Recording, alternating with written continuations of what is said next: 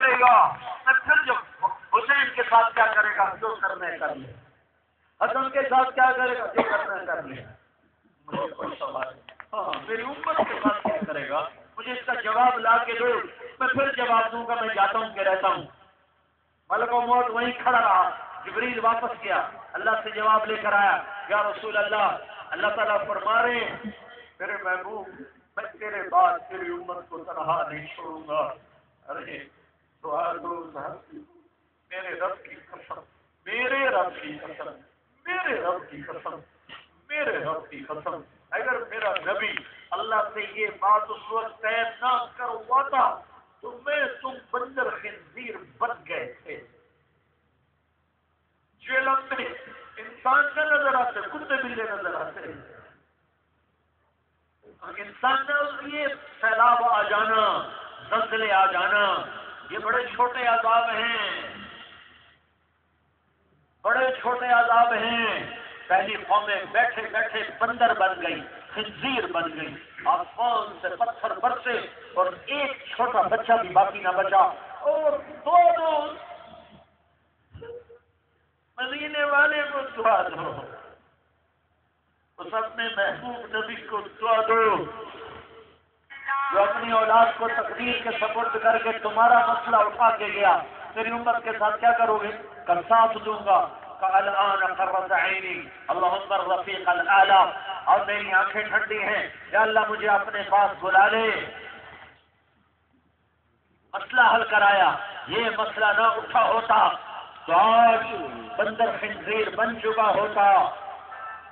سارا پاکستان، سارا ہندوستان، ہند سندھ ایران دوران اللہ کی ہم سے کوئی رشتہ داری نہیں ہے.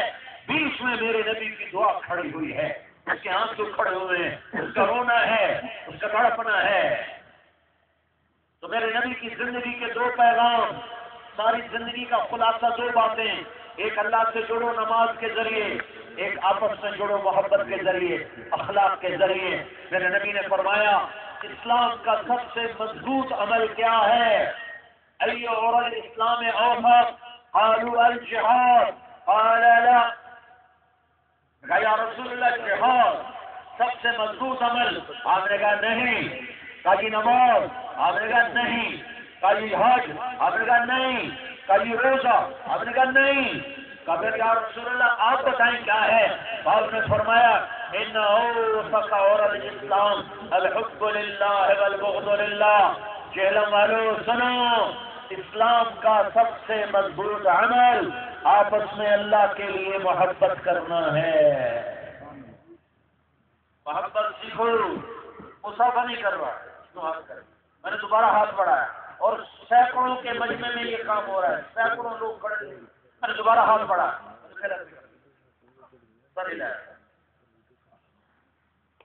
یہ زہر کسی نے اتارا ہے اس کے اندر. یہ امت نہیں رہی، یہ فرقوں میں بٹ چکی ہے، یہ ٹکڑوں میں بٹ چکی ہے.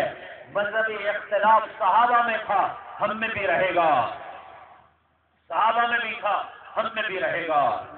اسے کوئی مٹا نہیں سکتا. سیاسی اختلاف صحابہ میں بھی تھا، ہم میں بھی رہے گا. امت تو بنو، امت تو بنو، امت تو بنو. ایک دوسرے کے دشمن تو نہ بنو. کبھی دین کے نام پہ عداوت، کبھی سیاست کے نام پہ عداوت، کبھی ووٹ کے نام پہ دشمنیاں، کبھی رشتوں کے نام پہ لڑائیاں، کبھی ماں باپ سے سینگ پھنسائے، کبھی بہنوں سے سینگ پھنسائے، کبھی بھائیوں سے سینگ پھنسائے. ارے میرے نبی نے کہا کاش میری ماں زندہ ہوتی اور میں عشاء کی نماز کے مصلے پر ہوتا اور میں سورۃ فاتحہ شروع کر چکا ہوتا اور ادھر سے میرے گھر سے آواز آتی میری ماں مجھے کہتی بیٹا محمد، تو میں ماں کی خاطر نماز توڑ دیتا اور میں کہتا جی اماں جان میں حاضر ہوں، نماز پھر پڑھوں گا. رشتے ناتوں کی قدر سکھائی. 57 سال گزر چکے ہیں ماں کو فوت ہوئے اور ابواب سے حاجیوں کا قافلہ گزر رہا ہے. آپ کے ساتھ 60-70 ہزار کا مجموعہ ہے حجاج کرام کا. اب والدہ ماجدہ رضی اللہ عنہا کی قبر مبارک سے گزرتے ہیں. اس قافلے نے ابوا کی وادی میں قیام کرنا ہے، سارا انتظام وہاں ہو چکا ہے۔ ماں کی قبر پر پہنچے، 6 سال کی عمر میں یہی ماں سے جدائی ہوئی تھی، آج 63 سال کی عمر ہے، 57 سال 7 دنوں میں صدمہ بھول جاتے ہیں لوگ، 57 برس گزر گئے، ماں کا دکھ نہیں بھولا۔ وہ جگہ بھی عجیب ہے جہاں حضرت آمنہ کی قبر ہے۔ میں سن 2000 میں عمرہ کرنے گیا، پھر میں ایک عرب دوست کی جیپ لے کر ابوا گیا اور وہاں ایک رہبر کو ساتھ لے کر پہاڑوں کے اندر قبر کو ڈھونڈنے گیا۔ میری زندگی سفروں میں گزر گئی، میں 6 بر اعظم پھرا ہوں، میں نے جو کیفیت وہاں محسوس کی ہے کہیں کبھی محسوس نہیں کی۔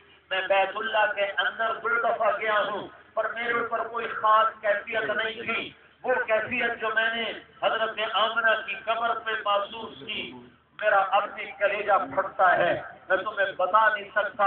تو کیسا خوفناک پہاڑی سلسلہ ہے، انسان نام کی شے نہیں ہے۔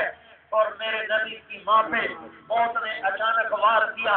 میرے نبی کی عمر صرف 6 سال تھی، 6 سال کا چھوٹا سا بچہ، اور ایک خادمہ ام ایمن، ایک ماں آمنہ، ایک خود ہستی مبارک، اچانک موت نے وار کیا۔ ایک پہاڑی ہے 40-50 فٹ اونچی، جس پر ایک ایسے قدرتی فرش بنا ہوا ہے، وہاں وہ قبر تھی، وہاں اچانک موت نے وار کیا۔ میرے نبی نے اماں کو پکارا، اماں جواب دینے کے قابل نہیں اور بولا نہیں جاتا۔ جب مجھے ہاتھ اٹیک ہوا تو پھر مجھے اندازہ ہوا کہ حضرت آمنہ کو ہاتھ اٹیک ہوا ہوگا، اس میں پہلو کروٹیں بدلتا ہے اور بولا نہیں جاتا۔ حضرت آمنہ